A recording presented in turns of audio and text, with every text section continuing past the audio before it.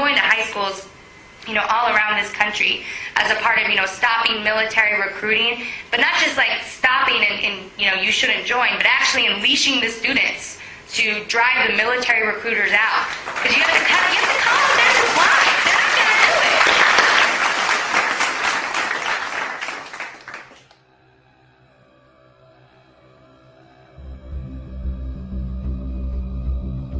People began to see the whole Bush regime as, immoral and wrong. Students on campuses were like walking out of schools. The CIA would come on campus and students would chase them off. High school students were, including here, and high schools around the area. So it's time to bring that shit back.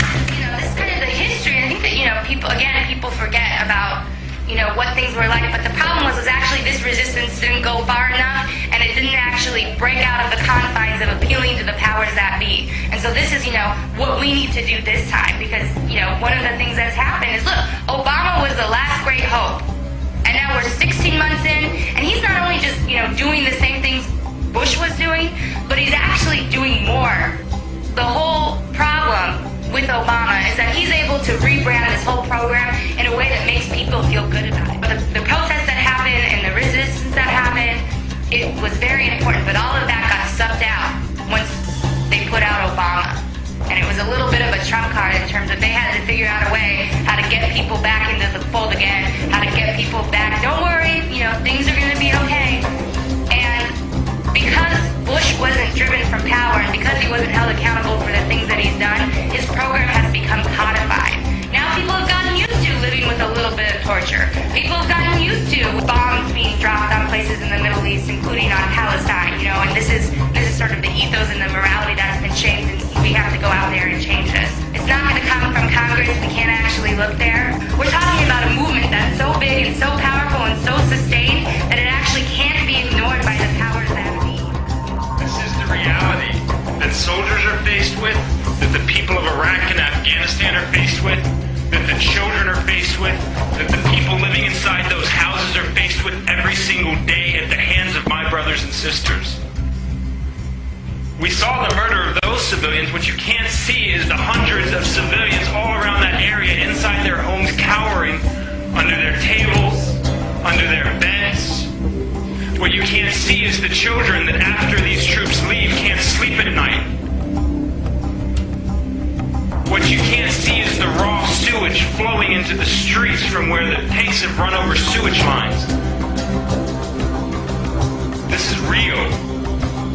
And it's happening every single day. And this is but one example in a mountain of crimes that are being done in all of your names that I was complicit in. That I am less of a man for having not resisted while I was in the military on active duty. I'll say that again, because I think a lot of people in this country feel like the U.S. Army is someplace to go and make a man of yourself. I am less of a man today for having served in the U.S. military. These wars are racist. They're genocidal. The kinds of trainings that soldiers are going through to be capable of these horrors are real, are systematic, are well thought out, have been researched for over 200 years. Because this is nothing new to the United States of America, folks. This is nothing new. We have been doing this since our foundation. Everything we have, we've stolen. It took me a really long time to grasp this, especially having gone through the military and been traumatized by it, and then to come home and be wrapped in an American flag and told that I'm a hero. I can't ever get back what the Army took from me. I'm sorry. That's taking the responsibility off myself. I can't ever get back what I gave to the Army.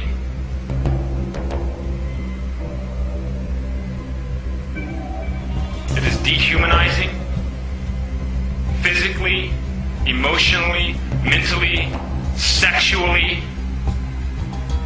our soldiers are being trained as predators, and they are being set loose on civilian populations that never even attacked us in the first place. I can't live with this. I can't live with it. I don't know how people in this country live with it. I don't know how the Iraqis and the Afghans live with it every single day. The mission statement of the U.S. Army is to engage and destroy. To engage and destroy.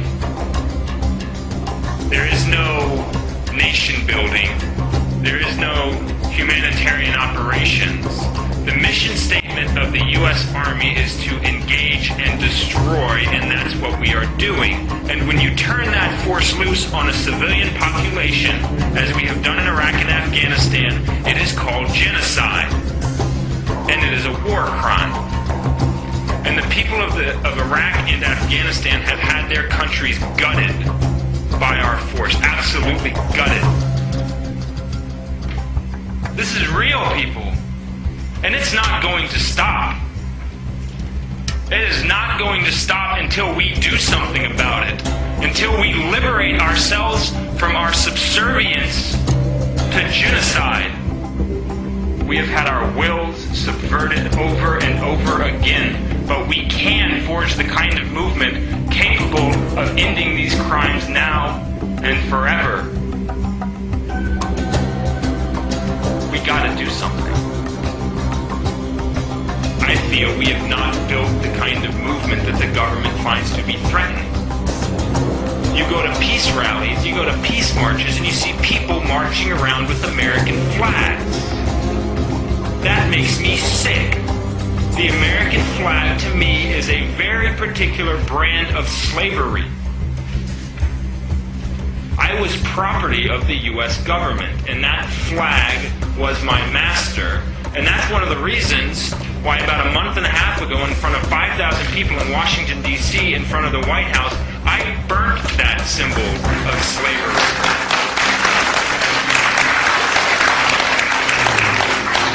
You go to peace rallies and you see people holding up signs that say support the troops.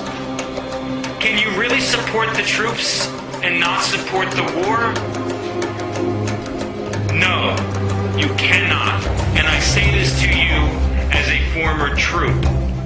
You know why these soldiers are over there doing this? Beyond the fact that they've been dehumanized to the point where where they are capable of doing this? It's because they think that you support them. Because all they hear from the American population is, don't worry about it, GI, we support you. This is a recipe for endless war. If the troops knew that they were not supported, they would stop deploying and committing war crimes. This is a message that takes a lot of courage to represent in our current society. But knowing the realities, children, knowing the realities, we have a responsibility, not just to the Iraqis and to the Afghans, but to the young men and women who are going to carry this out. They don't want to be there. War's not a fun place. It's not, you know, kicks. It's horrible. It's hell. But they're doing it because they think people support them. If you guys want to support the troops, you got to tell them the truth. You got to tell them that they're involved in genocide. You got to tell them that you don't support what they're doing. And you got to tell them that you don't honor the warrior and you don't honor the war. Be honest, offend people if you have to, because that's the only way to save them.